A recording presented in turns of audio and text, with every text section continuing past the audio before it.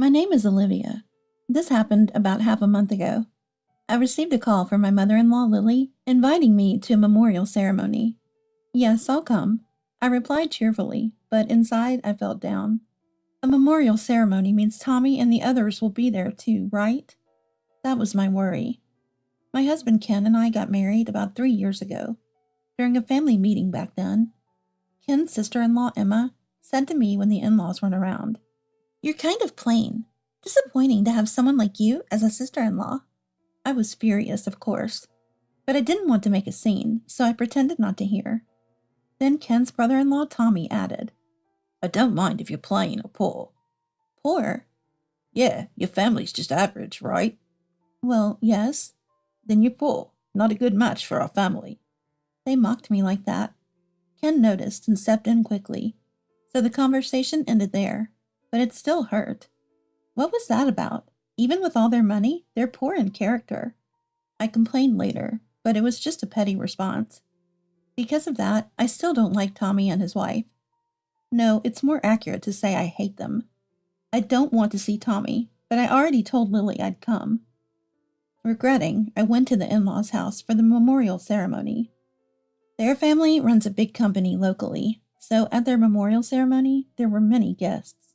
One after another, people arrived and greeted the in-laws. Ken and Tommy were greeting people too, while I stayed behind the scenes with Emma. Even while busy, Emma said to me, "I'm surprised a poor person like you showed up." "I'm not poor, and I came because Lily invited me." "Really? You're not here for the ceremony money?" "Of course not." "I can't believe it." Emma looked at me with disdain. It's really infuriating. Judging people by their appearance, always labeling them as poor? What kind of upbringing did this person have? I'd like to see their parents' faces. I muttered under my breath. Then, as if responding to my comment, Tommy's voice came. "I'd like to see the family of a poor person too." Tommy? "You must have a plain face like yours, right?" Tommy said, and I clammed up. Seeing me silent, Tommy gloated. "From now on, can you not show your face around us? It's unpleasant just seeing a plain poor person." "Yeah, Tommy's right." Emma agreed with Tommy's words. I was so angry that I was about to retort. But then Lily came over to us. "What's going on? I could hear voices from over there." "No, Lily, it's nothing." Emma hastily covered up. Lily looked at me with concern. "Olivia, you don't look well. Are you okay?" "Oh yes, I'm just a little tired." "So, we were about to have dinner," Lily said, and then Tommy exaggeratedly interrupted. No, Mom." "What's the matter, Tommy?" "Ken and Olivia are going home now." Going home?" Lily turned to me. Of course I had no recollection of saying such a thing. "So they're telling us to leave." I realized immediately, but I wasn't sure how to respond. As I hesitated, Ken approached. "Sorry, but we have an early start tomorrow." "Is that so, Ken?" "Yeah, so we're heading back now." "Then let's have dinner another time," Lily said, smiling at me. Then Ken and I quickly left the in-laws' house. As we left the in-laws' house, Emma quickly followed us. Lily asked me to give this to you." Emma handed me something that looked like a thank you gift. Avoiding eye contact with a dissatisfied expression. "Thank you for going out of your way." I responded indifferently. Then Emma sneered. "Running away suits you." "Running away?" "That's right. Just run away and never show your face to us again." Emma spat out these words. "If I could, I would." Ken replied calmly, making Emma's face turn red. "What did you say? Are you mocking us?" "We're only doing what you asked, not to show our faces." "Don't be ridiculous, you poor thing. That's exactly what I mean by mocking." "My apologies, then. We'll be leaving now." Ken quickly put his hand on my back and started walking. After walking a bit, Ken apologized to me. "Olivia, I'm really sorry." "Why are you apologizing, Ken?" "Because of what Tommy and Emma did." "You don't have to worry about it." "But I feel responsible for you being called poor because of me." Ken sighed deeply. It's been a while since I've seen Ken this downcast, maybe since the day we first met. That thought brought back memories of our first meeting. I met Ken when I was a university student. At that time, I was in the midst of job hunting. Hearing about a second round of recruitment at a local Boston company, I I rushed onto a rush hour train for an interview. Then I made a big mistake. It happened when the train arrived at the station. Trying to get off, I was pushed by the crowd and dropped the envelope I was carrying. Oh no, my resume is in there. I reached out to pick it up, but lost it in the crowd. Where did it go? As the crowd thinned, I frantically started searching for the envelope. While looking around, I suddenly heard a voice from behind. Excuse me, are you looking for this? I turned around to see a man holding the envelope containing my resume. That's it! I lunged for the envelope, but it was wrinkled and had footprints on it. No, my resume is inside. They won't read it now, it's ruined. Just as I thought that, the man who picked up the envelope said, What's inside? Oh, it's my resume. I was going for an interview, but it's okay now. Sorry I stepped on it. No, it's my fault for dropping it. We both felt down. There was no time to rewrite it now. I decided to give up, thinking it wasn't meant to be. I took the dirty envelope, ready to go home. But the man, seeing me about to leave, said, It's too early to give up. I'll go with you and apologize. But, which company's interview is it? If I know the company, I can help guide you. The company I'm going to is... I told him about the company I was headed to. The man's expression brightened instantly. Then it's all right. But with this resume? It's fine. Dad won't mind something like this. He said with a smile. This man was my now husband, Ken. The company I was headed to for the interview was, in fact, Ken's family's business. Afterward, I went to the company with Ken, and he explained the situation to his father, Sam. I managed to have the interview successfully and got the job. Ken was kind to me after I joined the company, and we started dating. That leads to us getting married about 3 years ago. Thinking back, he was even more upset than me at that time. Remembering all this, I couldn't help but smile. Ken, unaware of my thoughts, continued with a downcast expression. It's my fault, isn't it? I left the company a year ago.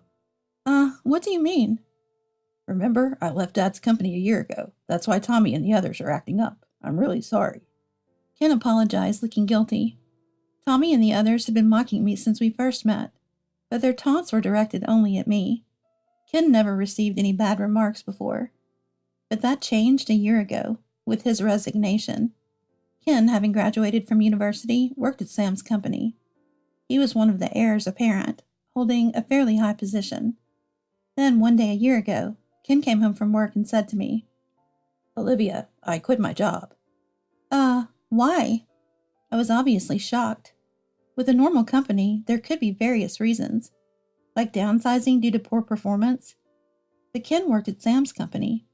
Even if he had made a mistake, it's hard to imagine him being fired on the spot. It's more likely that people would have tried to downplay the issue. Yet without any warning, Ken quit. Confused, I asked him again, Why did you quit? There were various things. Tommy or Sam? No, well, it's a bit. Ken hesitated. It seemed like a difficult topic for him to bring up. Then it can't be helped. I sighed. Then I told Ken.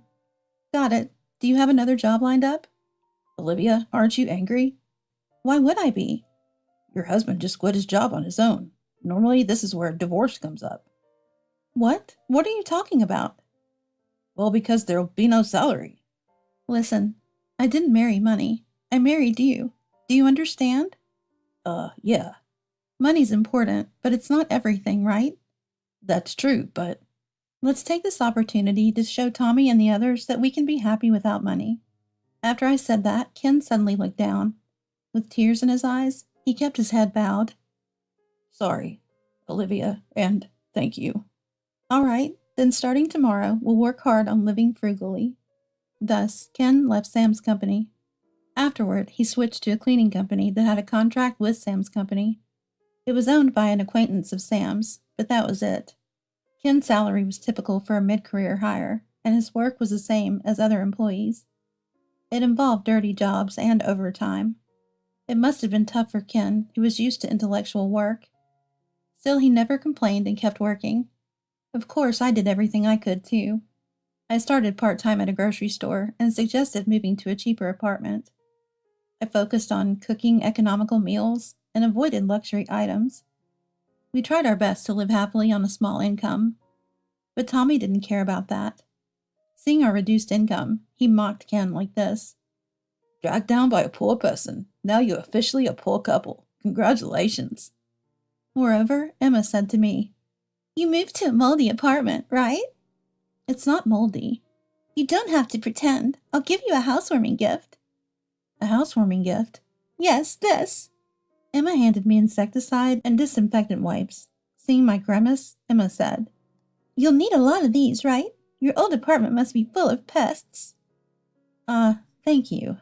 I responded with sarcasm, but Emma just smiled maliciously. No need to thank me. It's the richest duty to give to the poor. I see. I could only respond coldly. So Tommy and Emma began to belittle not only me, but also Ken. But I might be reaching my limit. I sighed. Then Ken gently hugged me. I've caused you so much trouble, Olivia. From now on, I'll go to my parents' house alone. It's okay. No, you don't have to go. But if I don't, Lily will... It's fine. I'll say you're not feeling well or something. I'll make excuses. Okay, thank you, Ken. After this conversation, I decided that the memorial ceremony at the in-laws' house would be my last visit. However, the decision to avoid the in-laws' house was something Ken and I made together. The in-laws knew nothing about it, so they kept inviting us over.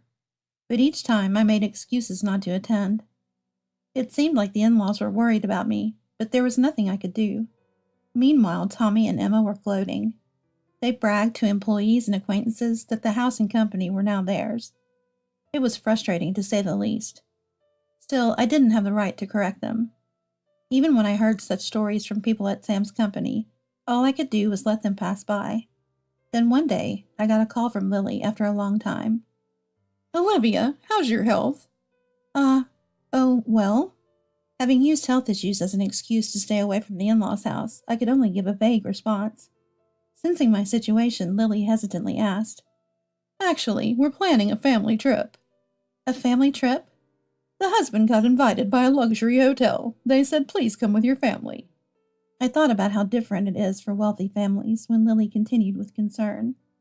So I thought it would be good for you, Olivia, and I booked for the whole family. For me?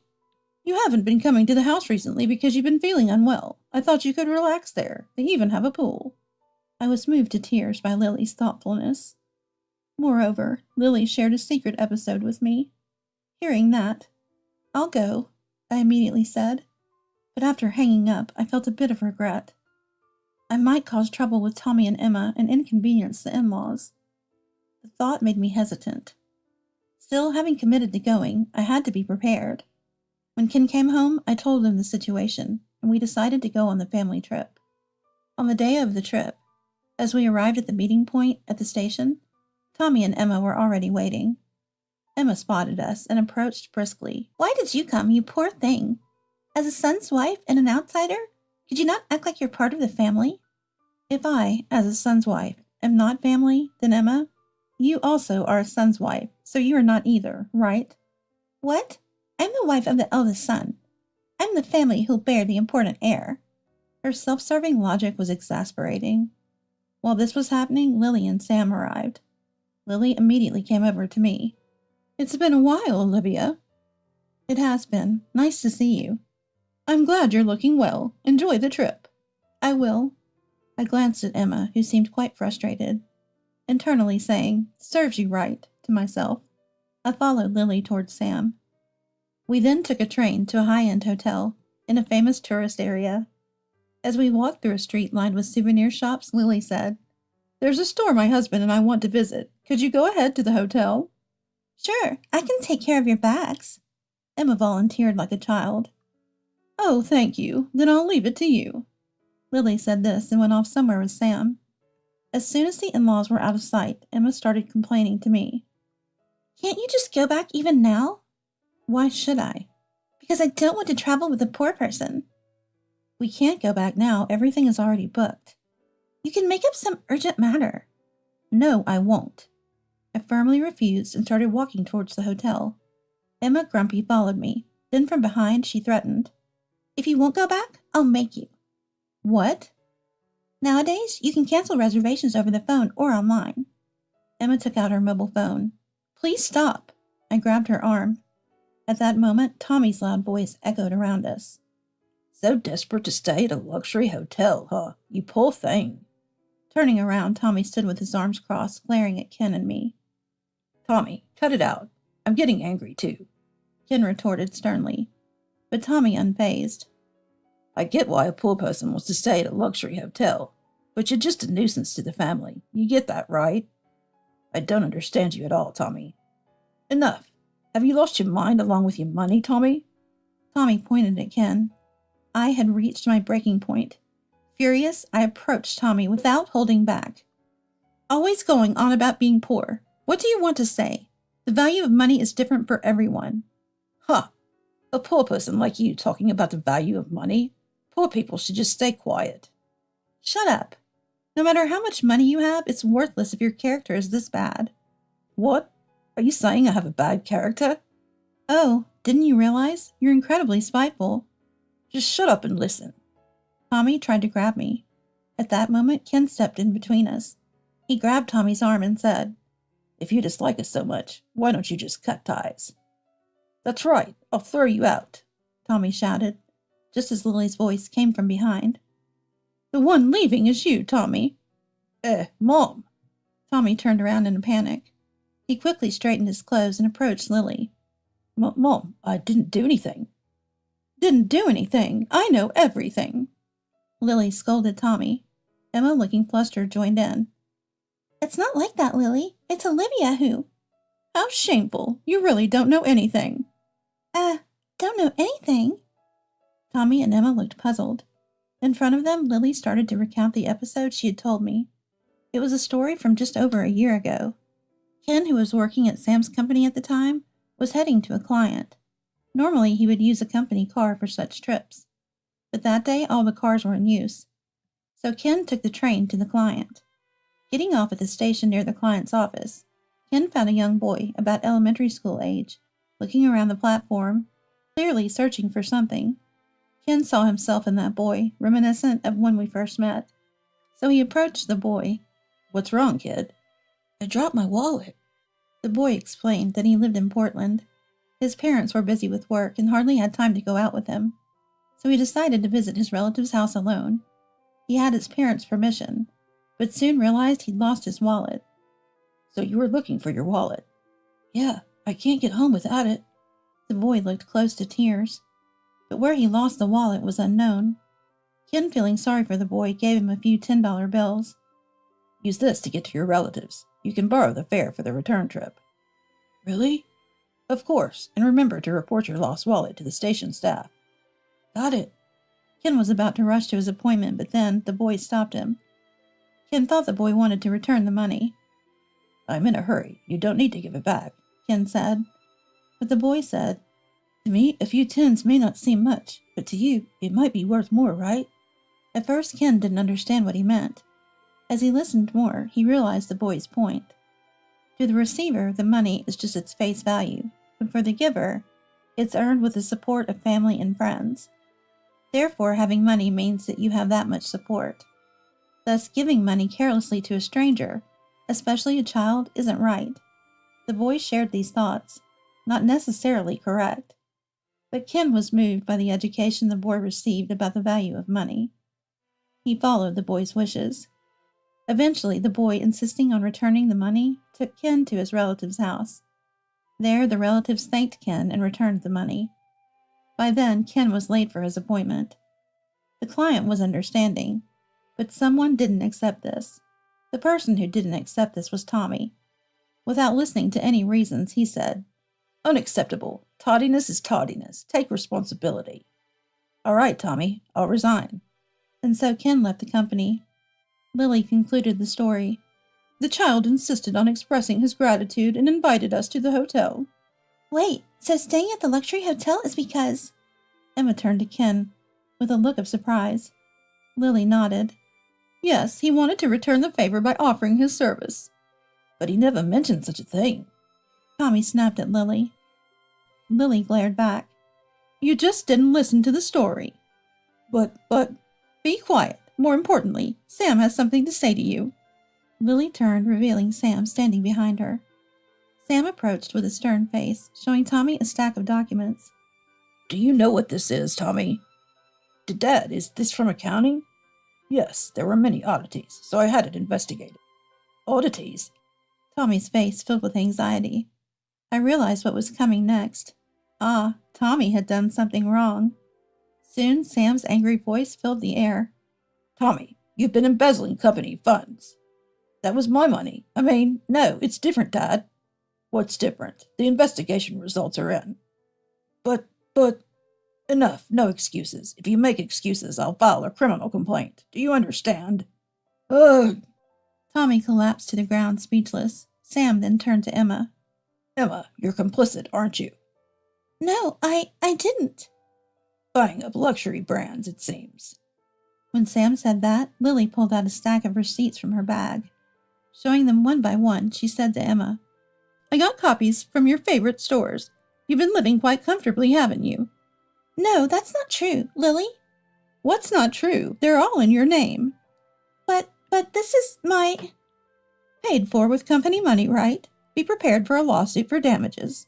Lily smiled, her gentle tone somewhat more intimidating. Emma, trembling with anger, turned to Tommy. It's all Tommy's fault, everything. Don't blame me. It's because of your spending. Shut up. You're useless to me now. Why? You're getting fired for misusing company funds. I have no use for a poor man. What? That's my line. I don't need you. We're getting a divorce. After that, Tommy and Emma were sued by Sam for damages. Although criminal charges were not pursued, Tommy was kicked out of the house. Additionally, due to misconduct, he was fired from the company. Now he's working at a construction site from dawn to dusk to pay back the compensation demanded by Sam. Meanwhile, Emma divorced Tommy. Unable to pay the damages after the divorce, she turned to her parents, who quickly paid Sam. However, they were strict with Emma. They demanded she repay the money they spent. Left with no choices, Emma started working at a club. But without a steady clientele, and struggling even to buy makeup, she became impoverished. She's now known as a poor person in her circles, living days filled with regret. As for Ken, he reunited with the child at the luxury hotel. When we greeted him, the boy thanked his parents for raising him to be praiseworthy. He's now striving to take over the family business as a way of giving back. He encouraged Ken to keep striving too. Hearing this, Ken nodded firmly. Later, persuaded by Sam, Kim rejoined Sam's company. He's now working hard to be Sam's successor. I, too, am making an effort to continue supporting Ken in his endeavors.